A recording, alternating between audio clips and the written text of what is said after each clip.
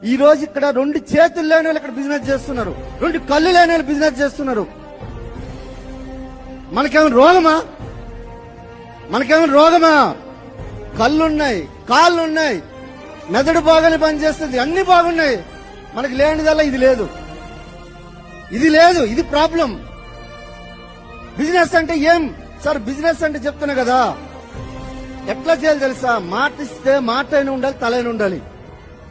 అట్లిస్తే మాట ఇవ్వాలి, లేకపోతే బిజినెస్ కాదు ఇది. మీకు 10వ తారీఖున వచ్చే చెక్ 12వ తారీఖు వస్తే ఎట్లుంటది? ఒకసారి ఆలోచించండి. ఇక్కడ బిజినెస్ లోకి వస్తారు, డియూసీలు అవుతామంటారు, యూసీడీలు అవుతామంటారు, ₹1,00,000 అంటారు, 50 లక్షలు అంటారు, 10 లక్షలు అంటారు, బెంచ్ అంటారు, ఇదంటారు. బయటికి వెళ్తే మాత్రం ఎవడైనా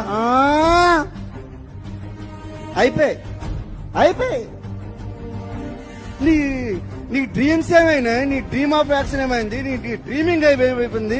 ఇక్కడ స్టేజ్ మీద నుంచి ఒక వ్యక్తి వచ్చి నీ 15 లక్షలు సంపాదిస్తున్నా, 13 లక్షలు సంపాదిస్తున్నా, లక్షలు సంపాదిస్తున్నా అనుకున్న వ్యక్తి ఇవన్నీ దాటుకుని వెళ్ళాడు.